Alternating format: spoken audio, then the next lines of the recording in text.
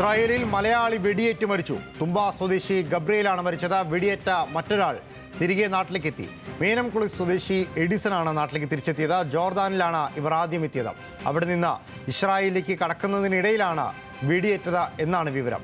വിശദമായ വിവരങ്ങളുമായി അഞ്ജു ജയപ്രകാശ് തിരുവനന്തപുരത്തു നിന്നും നമ്മോടൊപ്പം ചേരുന്നുണ്ട്. അഞ്ജു, എന്തെല്ലാമാണ് വിവരങ്ങൾ? അതായത് തുമ്പ സ്വദേശിയായിട്ടുള്ള ഗബ്രിയേലാണ് ഇസ്രയേലിൽ വെടിയേറ്റ് മരിച്ചു എന്ന വിവരം വാർത്താക്കുറിപ്പായിട്ട് വരുന്നത്. വെടിയേറ്റ മറ്റൊരാൾ തിരികെ നാട്ടിലെത്തിയിട്ടും ഉണ്ട് എന്നായിരുന്നു. മേനംകുളം സ്വദേശിയായിട്ടുള്ള എഡിസൺ ആണ് നാട്ടിലെത്തിയത്. തുമ്പ സ്വദേശിയായിട്ടുള്ള ഗബ്രിയേലാണ് മരണപ്പെട്ടത്. ഈ ജോർദാനിലേക്കാണ് ഇവർ ആദ്യം എത്തിയതെന്നാണ് അറിയപ്പെടുന്നത്. അതായത് മനുഷ്യക്കടത്തിന്റെ ഭാഗമായി ഒരു ഏജൻസി മുഖാന്തരം ജോലി അന്വേഷിച്ചാണ് ഇവർ ആദ്യം വിദേശത്തേക്ക് പോകുന്നത്. അങ്ങനെ ആദ്യം ജോർദാനിൽ എത്തുന്നു. അവിടെ നിന്നാണ് ഇസ്രയേലിലേക്ക് എത്തിപ്പെട്ടത് എന്നാണ് അറിയാൻ സാധിക്കുന്നത്.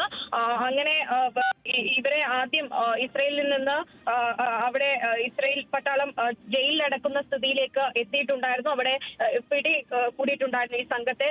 ഇവർക്ക് കൃത്യമായിട്ടുള്ള രേഖകൾ ഉൾപ്പെടെ, യാത്രാരേഖകൾ ഉൾപ്പെടെ ഇവരുടെ പക്കൽ ഇല്ല എന്നാണ് നിലവിൽ ലഭിക്കുന്ന പ്രാഥമികമായിട്ടുള്ള വിവരം.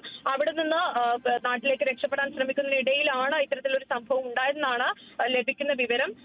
എന്തായാലും സംഘത്തിൽ 4 പേരായിരുന്നു ഉണ്ടായിരുന്നത്. അതിലിപ്പോൾ മറ്റ് 2 പേരെ കുറിച്ച് വ്യക്തമായ വിവരം നമുക്ക് ഈ ഘട്ടത്തിൽ ലഭിക്കുന്നില്ല. എന്തായാലും നമുക്കറിയാം, കഴിഞ്ഞ കുറച്ച് ദിവസങ്ങൾക്ക് മുമ്പ് ഈ റഷ്യൻ കൂലി പട്ടാളവുമായി ബന്ധപ്പെട്ടുള്ള വാർത്തകളൊക്കെ വന്നതാണ്. അതിൽ ഇത്തരത്തിൽ 16 പേരെ കുറിച്ചുള്ള ഒരു വിവരവും ഇല്ലെന്ന് ഇന്ത്യൻ വിദേശകാര്യ മന്ത്രാലയം തന്നെ വ്യക്തമാക്കുന്ന സ്ഥിതി. 12 പേർ കൊല്ലപ്പെട്ടതായിട്ട് സ്ഥിരീകരിക്കുന്ന രീതിയിലേക്ക് ഒക്കെ വാർത്തകൾ വന്നതാണ്. അതിന് തൊട്ടു പിന്നാലാണ് ഇത്തരത്തിൽ മനുഷ്യക്കടത്തുമായി ബന്ധപ്പെട്ട മറ്റൊരു വാർത്ത കൂടി തേടിയെത്തുന്നത്. അത് ഇസ്രയേലിൽ നിന്നാണ്.